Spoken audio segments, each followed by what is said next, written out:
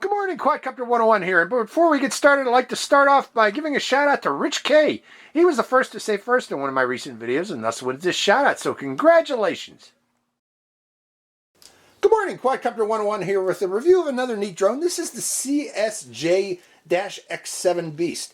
Looking at this thing, you'll say to yourself, if you're a subscriber, I've seen that before. And yes, this appears to be, I did not know it when I requested it, but it appears to be a rebranding of the ZLRC SG906 Beast. It is the same drone, folks. I looked at it over and it has the same features. The difference being it comes in white with silver trim.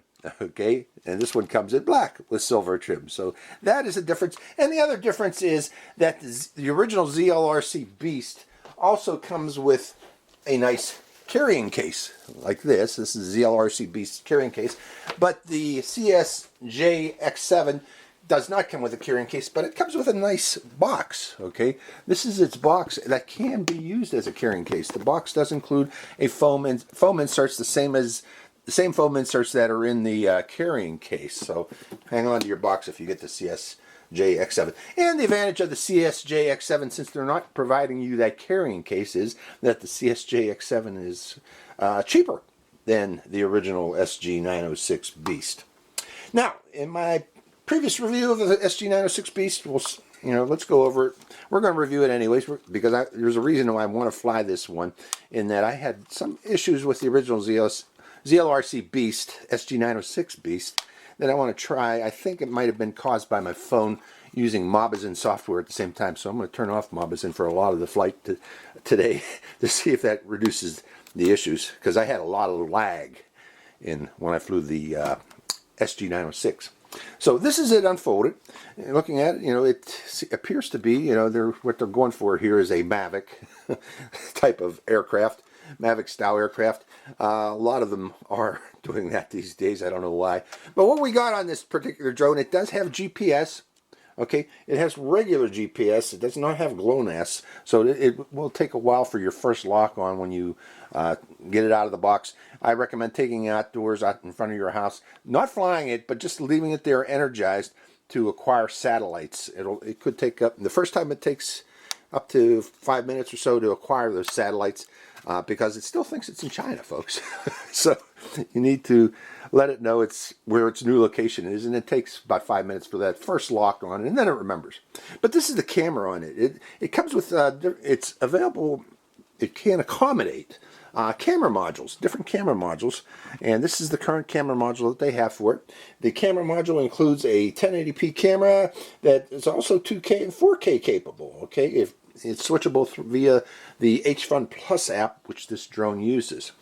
You can, when it's in 1080p, it records a 1920 by 1080 pixels resolution. When it's in 4K/2K, it records video in 2K, folks, which is 2048 by 1080p.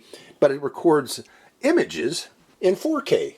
Okay, so higher resolution images, still photos actually, but the video is still 2K. Now, notice on this module that there is no SD card slot on this camera. All of the video is recorded to your phone via 802.11 AC Wi-Fi.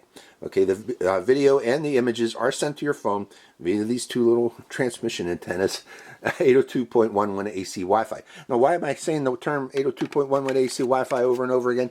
It's because not everyone has 802.11 AC Wi-Fi on their phones. Okay, a lot of people have older phones that do not have that capability. So before you consider purchasing this drone, first verify that your phone is indeed capable of using 802.11 AC Wi-Fi, or you will be very disappointed when you get this drone, because you will not be able to see the FPV video from the drone. Okay, it is powered by a 7.4 volt 2800 milliampere hour battery, the same as the ZLRC SG906 Beast. And with that battery, as before, remember when you get this battery, to remove this inset that's attached to it. This is just a safety insert, and what it does is it prevents the battery from being fully inserted into the drone. It will only go in part way and then won't go any further. Once you get this drone and get this battery out of the box, remove this and throw this away. You do not need this. This is just a safety insert for travel purposes, I guess. If you could put it in there, and it will prevent the drone from draining the battery if you're traveling with this inserted into the drone. Okay, again, it's 7.4 volt, 2800 milliampere hour battery. It gives it about 20 minutes of flight time. It does fly for a very long time with this particular battery, but it is charged via this micro USB port on the side of the battery. And they do provide you with a little micro USB cable for doing such. Now, I do not recommend you charging this in your laptop via the USB port. I recommend using a real phone wall charger, USB wall charger, to plug it or to charge this, preferably about 2 amp. Otherwise, you're going to be spending many hours charging this particular battery. It's a big battery, and you don't want to use a little 500 milliampere hour laptop USB port. That will not charge this battery in a reasonable amount of time. You'll be spending 4, 5, 6 hours charging it. Use a USB wall charger, and it should be around 2 hours, 1 to 2 hours to charge that battery. Okay, what else do you get in the box? You get a full spare set of propellers, little propeller screws, a propeller screwdriver, and the transmitter. Let's go over the transmitter real quick. The buttons on it. This button here is for rates. Quick press changes the pitch on the drone to enable you to fly faster, beginner, intermediate, expert rates. But if you hold this button down for 5 seconds, the drone will enter into gyro calibration while it's on the ground, and that will calibrate the gyros if you get a bit of a drift. Quick press of this button here is, I believe it's the return to home button. I'm trying to look at it, and yeah, that's what it is. Quick press of this, and the drone will automatically return home and land at where its takeoff point was. These 2 buttons are for photos and videos. Long press of this button enters into compass calibration mode for the drone. You're going to need to do that every flight. Make sure you do a compass calibration to prevent issues with the drone losing its GPS positions. And to arm the drone, you bring both sticks down and inboard, and that will start the motors in what do you call it, idle, and then you can take off. Or you can use the does this have automatic takeoff button? No, it does not. Okay, so oh yes, it does. I'm sorry, I forgot to go over the back buttons. Once you get those motors armed and spinning, you can do a quick press of this button here, and the drone will automatically take off. And if you want it to automatically land wherever it's at, you press that button again, and the drone will come down and land. This is headless mode button here. The drone or the controller is powered by 4 AA batteries, and this button here is for raising and lowering the camera lens. The camera lens on this drone can be swiveled up or down remotely using the controller or using the app. Additionally, I forgot to mention, this drone does also have optical flow sensor on the belly. Now, this helps stabilize the drone in GPS flight. Okay, in GPS flight, a lot of times the drone will try to do toilet bowling effect if its compass calibration is not on par, if you didn't do it correctly. This will help stabilize that. I'm pretty sure that's why they included it with this particular drone, because a lot of people forget to do the compass calibration, but that, I use that as a good indication that I need to do a compass calibration if you see toilet bowling. But this drone is supposedly going to try to stop that using that optical flow, but I don't know if that's a good idea or not, because I always use that as an alert to let me know that the compass calibration was not done correctly, seeing the toilet bowling. But anyways, that's the CSJ-X7 Beast. Let's take it out in the field and see how it flies. Hope you enjoy this flight. Good morning, Quadcopter 101 here, and we are out at one of my favorite flying fields on a beautiful Sunday. A little bit breezy today, folks, so I apologize for the wind noise, but we'll be able to see how this performs in the wind. So, a lot of people, don't have smooth weather all around the world, and do have breezy places, especially if you're flying near the ocean shore. Let's see how this works on a windy day. Okay, the CSJ-X7 just started up. We first need to open it up, and again, you open it up by the front arms first. Front arms first, folks, then the back arms, and then place it on the ground, and a quick and a long press of its on-off switch on the battery in the back here. Here's where that switch is, folks, if you didn't know, but I'll do it here. 1, 2, and then a long press, and we should be good, and then place it on the ground. Next thing, I'll turn on the transmitter. And we are bound. It automatically binds to the quadcopter. I didn't need to do that up down. Right now it says mode 1 because right now we don't have sufficient satellites. We only have 0 satellites. So right now it's in optical flow mode. And by the way, this is the only way you can get into optical flow mode is to fly it immediately after startup. It will be in optical flow mode until it gets sufficient satellites, and then it'll switch to GPS. And this will say mode 2 in that case. But right now we need to do a compass calibration. And before we do that, let me start up the app too. I want to connect the app, so hold on. Okay, this is the Hfun Plus app available on Google Play and iTunes. And right now we have 11 satellites, and notice we switched to mode 2. GPS, is sufficient to fly. What we need to do though, folks, is calibrate. First I'm going to do a gyro calibration. You just let it sit on the ground undisturbed and press the calibrate button, and it will calibrate its level position. And we're done there. And hitting start there. Take care to keep drone. Okay, I should not have hit start yet. We are not done with calibration, so hold on, folks. Let me back out of this. There's one other calibration we need to do, and that's the compass calibration. Okay, let me hit calibrate again. Okay, now we're going to do the compass calibration. Keeping it level, we're going to hit calibrate there. And what I need to do is I got to do horizontal turns of the drone. And when I'm doing this, notice that the lights are flashing rapidly. Okay, that tells us we're in compass calibration. So horizontal rotations 3 times till we hear that beep. Then nose down, vertical calibrations about 3 times. Well, there we go. We heard that beep and we are done. Compass calibration is complete. We should be good to go, folks. So we're going to hit start.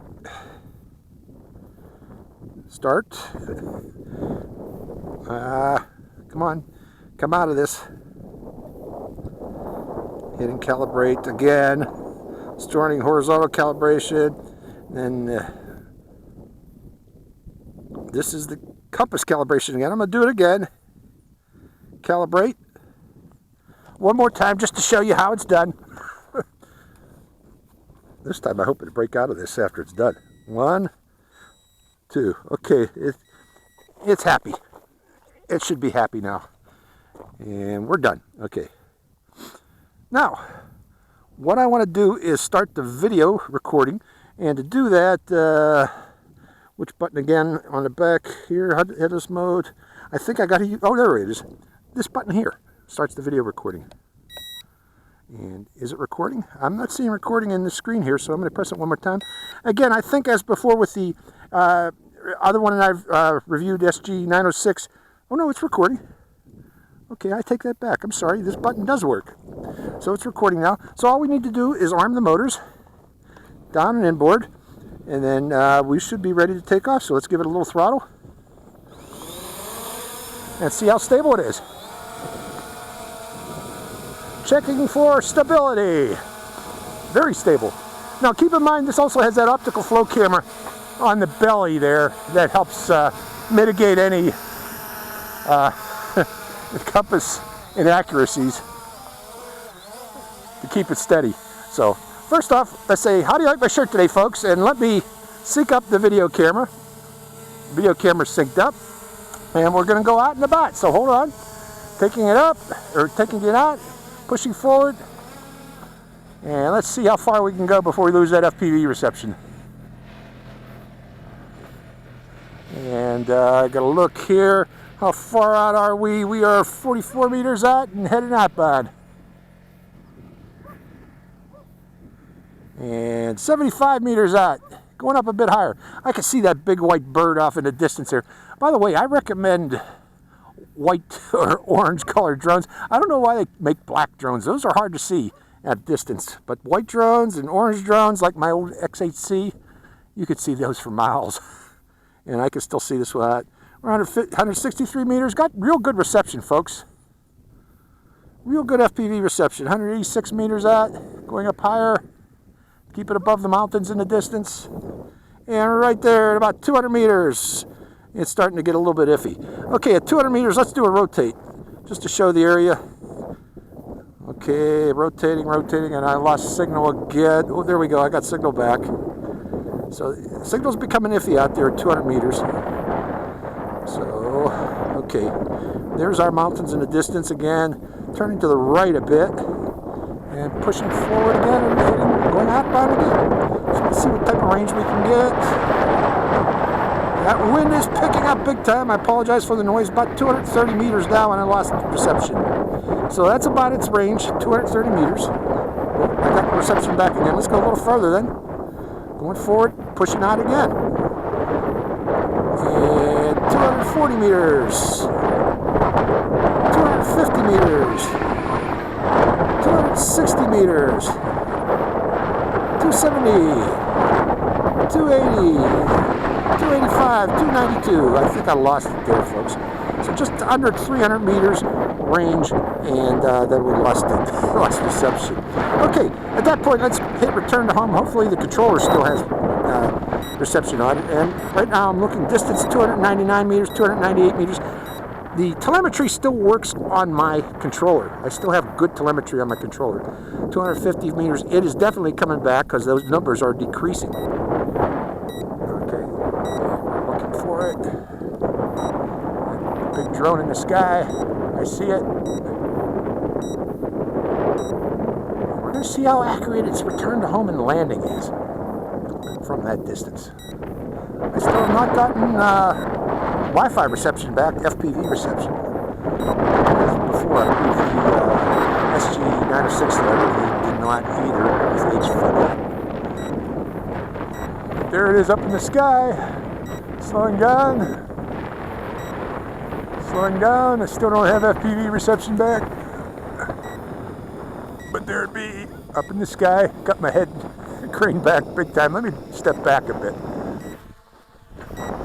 That might help it so you can see it up there.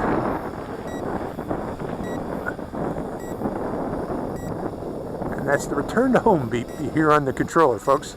Okay, and it turns back toward its original direction that was pointed, and then it starts its descent. See how accurate return to home and landing is. Not too bad. Not too bad. Okay, and I got reception back again. Excellent. And it looks like my video has stopped recording, but just to make sure, I'm going to hit record again and see if we get recording started again. Hit it again. Okay, recording is started. I hit it twice and it starts. And pressing it again to stop it.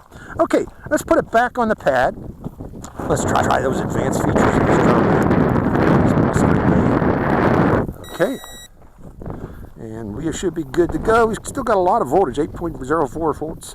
Starting the video camera again. Starting the motors again. Giving it throttle. It holds its position very well on takeoff in the wind. And again, it's probably that optical sensor helping it. Okay, syncing up the cameras again. One more time. And this time, I want to try the advanced features. So the first one we are going to try is go up a little bit higher. And that'll be our circle me point. We'll try circle me. Circle position. And selecting that direction.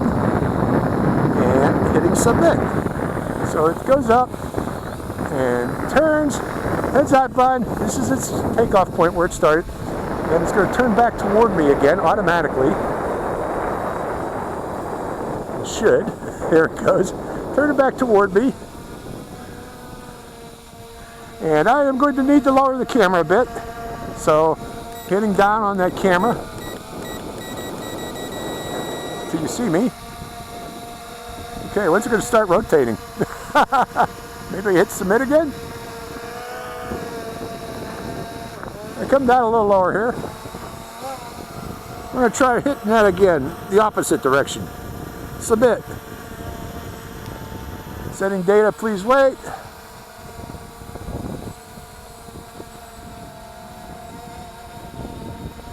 Okay, I'm not sure what it's doing, folks. It's not doing circle me. So let's break out of circle me. Circle position. Oh, wait, it's doing something now. Oh, I hit return to home accidentally. Let's break that out. We don't want to do return to home. Okay. I want to do circle me. So let's come back down again. Bringing it closer. Circle position.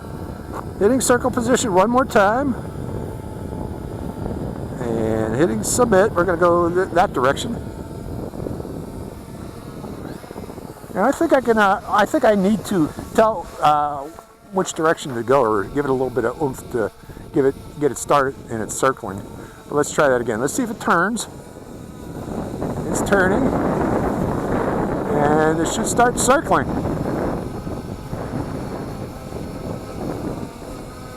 And circle position is not working, folks. I don't know why. It worked with SG906, but it's not working with this one, with the CSJ-X7. So unfortunately, I'm going to hit submit one more time just to see if it does it. It's setting data, please wait. And it's just not doing it, folks. So circle position is not working with the current version of the app. I think the app might have an issue. So we're going to stop circle position, and instead we're going to do follow me. Now I'm going to start off with GPS follow me. I'm going to step back about 30 meters and hit follow me. Let's see if it turns toward me. And it does. And I'm going to need to raise up the camera too. I lowered that camera, so raising up the camera so you can see me. I'm trying to get it just right. There we go. Okay, follow me. Come with me, my drone. Let's see if you can follow. Follow the old man with a tie-dye in the desert. Well, follow me works. GPS follow me, that is. And again, it seems to be a DJI version of follow me, where it's like it's being pulled on a string. And if I walk toward it, it'll slide. I think it'll slide to the left there because it's off to my left. And yes, it does. So yeah, it's a DJI style follow me, not Hfun. Hfun stays at a compass position from your direction. So if it was like west of your position, it remains west. This one will go all around and slide around like, again, DJI style of follow me. Am I staying in the picture? There you go. Okay, so follow me works. How about optical follow me? We got to bring it in close for that. So bringing it over here toward the sun, right there, and position itself there. Let me get a little closer so you can see me right about there, and then hitting. That's the wrong one. Waypoints. I want follow me. Optical follow me. Non-optical mode. So we got to be in optical mode, which means optical flow mode. And again, you can't automatically select that with this. It's got to be maybe indoors where you're not getting reception. You can't seem to fly optical flow or optical position in GPS mode. It's got to be in optical flow mode. And again, there is no way to turn off GPS to do such. So let's try hand gestures. Okay, hand gestures, you also got to be in optical flow mode. So unfortunately, the only one that works when you're in GPS mode, and if you're outdoors, it's going to be in GPS mode, is GPS follow me through your phone, where it's following the GPS of your phone, which I've just entered into again. So let's go over here, bring the drone toward me.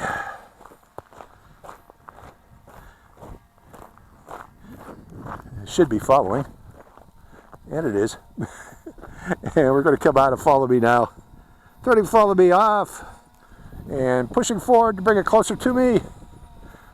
The CSJ-X7. Okay, now what I'm going to do next is this does have electronic image stabilization. Oh wait, I haven't tried waypoints yet. Let me try waypoints before we go into that. Let's see, waypoint, I'm going to just draw mode, non-fixed, no trajectory flight. Trying the other one, point mode. And first off, we got to get, where are we? Waypoint. I can't do this because I don't know where we're at on this map. So there's an issue with the map too, folks. Being able to use optical follow me with this, or waypoints with this drone, that seems to be an issue too, because I can't draw them. I'm trying. but they are not taking. So we are going to break out of that too and go back to normal screen. And what image stabilization, that's the one people are wondering about. Now for that, I'm going to land the drone first.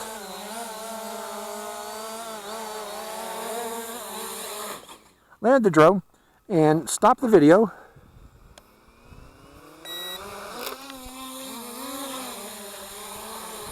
What's it doing? I thought I landed. Okay, I got to hold that throttle stick down until the motor stops. Sorry about that, folks. I left them running and it took off again, so be careful with that. Okay, we're back on the pad. And video has stopped recording, and this time we're going to select HD in the screen here in the upper right corner there. And also, I am going to go into the settings, hitting settings, and selecting 4K correction on. Okay, so we're going to record 4K video. Well, it's actually 2K video this time. And we're going to turn on stabilization too. Well, I think stabilization does not, does it work on that? Yeah, it does. So we're in 4K correction and stabilization. Now in this mode, we are going to see a lot of lag. Okay, that's because, again, it's using the phone as to do the processing of this video. And in this mode, you really can't fly FPV. Okay, you can't use the screen for FPV. You're going to need to fly line of sight, unfortunately, when using stabilization. I think you'll notice the lag here shortly when we take off here. So starting the video camera again. Video camera's recording, hitting submit, coming out of that, starting the motors, and we're going to do takeoff. Yep, and on my screen we still haven't taken off yet. Okay, so I'm going to stop that video. And we're going to wait a second until right about now. Starting the video camera again, syncing up the camera. I'm going to try to sync up the actual video, not the FPV video with the screen, because the FPV video is severe lag.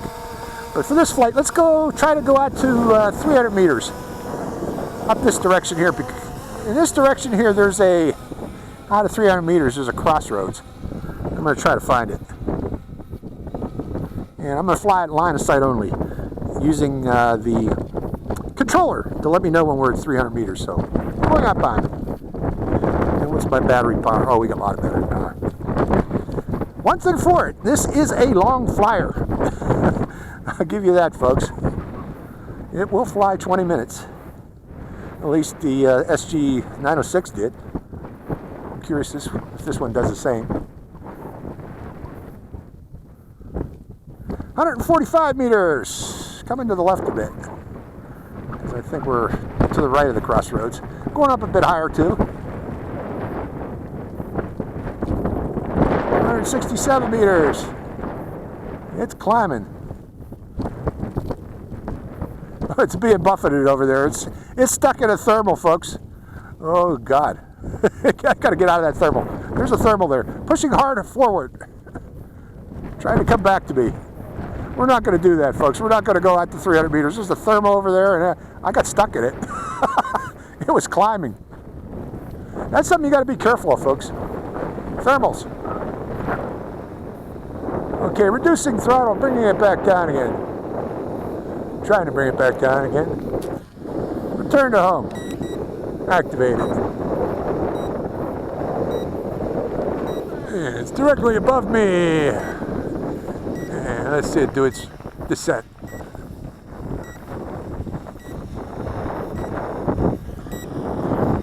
Waiting. 22, 21 meters, 22. Come down. 20, 19, there we go. Coming down now. I'm stepping away from it. I don't want it to land on my head. But there it is up in the sky.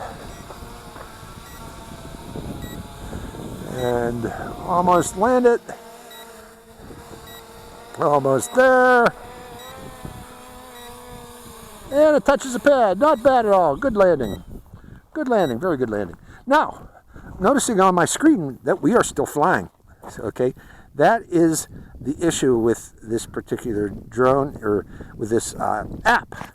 Since this drone uses your phone's processor to do the processing of the image stabilization, it really creates a ton of lag. We're talking a minute lag, 1 to 2 minutes of lag on the screen. If you notice, I'm still flying on my screen here, and we're still over where we were out there at about 150 meters, 200 meters, and we still haven't come back yet on the screen.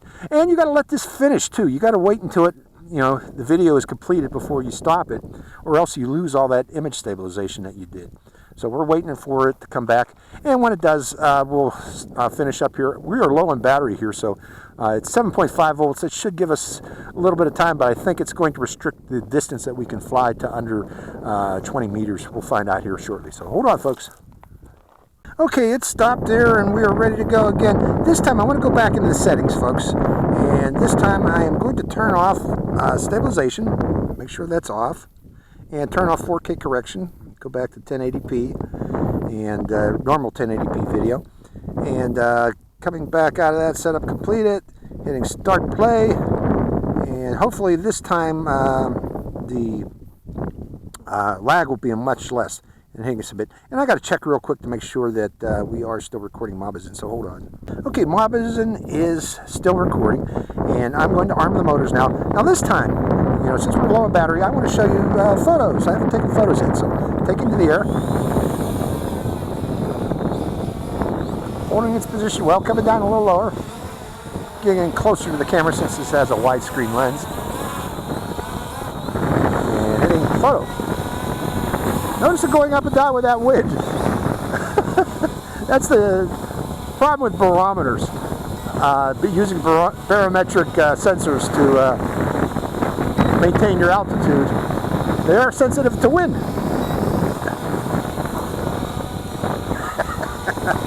Enough of that.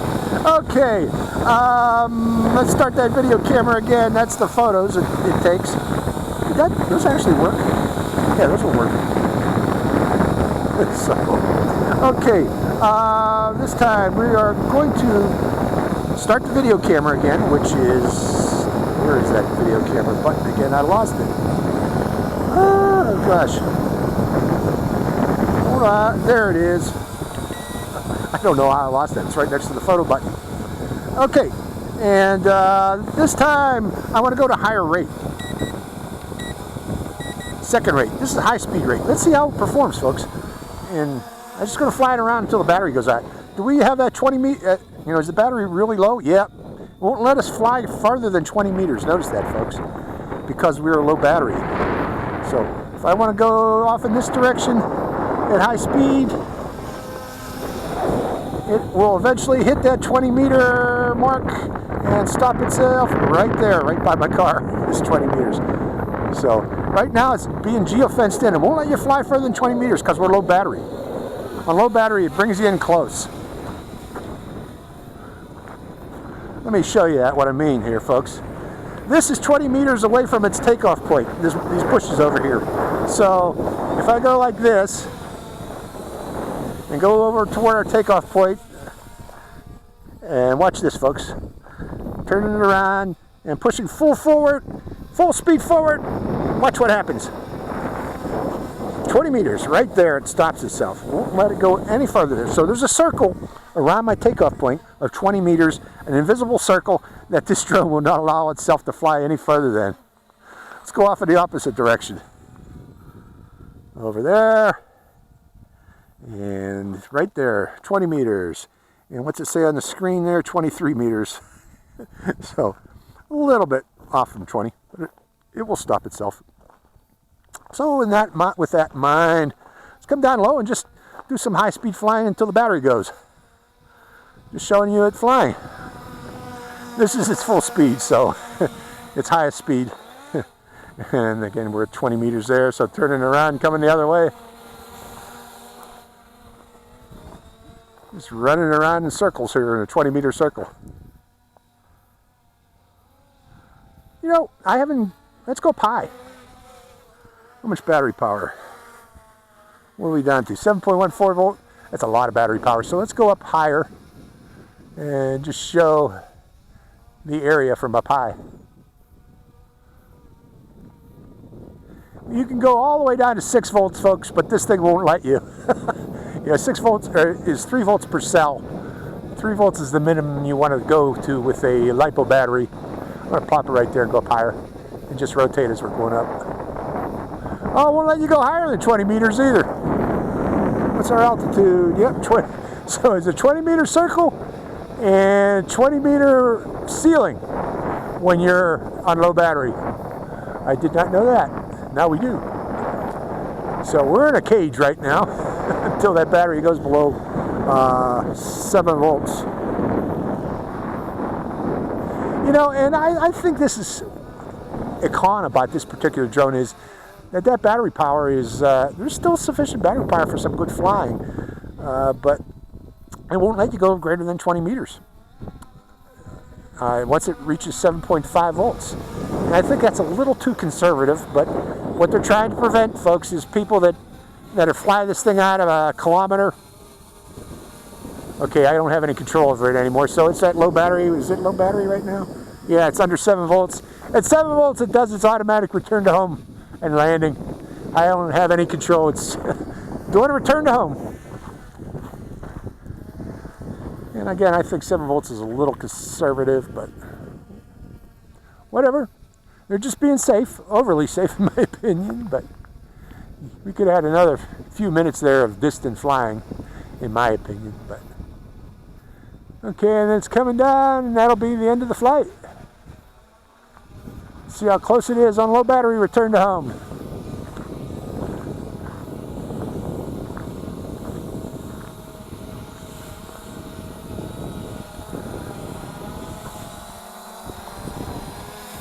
About a meter.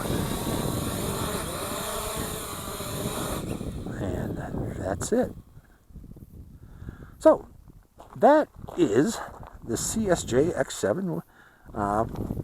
Again, the ZLRC SG906 beast, and this one are the same. The difference is this one does not come with a carrying case, but because of that, it's cheaper.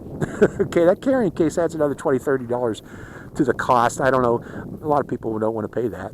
So if you don't want that carrying case, that box that it comes with actually is a pretty good carrying case in itself, so keep that in mind. Let me level it off. So I hope you enjoyed this flight. This is CSJ-X7 Quadcopter 101 signing out. Hi, Quadcopter 101 here again. Hey, if you want to get your own shout out in one of my future videos, make sure you subscribe to my channel. It's real simple. Just go to my channel page and click on that subscribe. And also make sure to click that bell button right next to the subscribe button. That way you get notified when I release a brand new video immediately and give you a chance to get that first shout out. So give it a try, folks.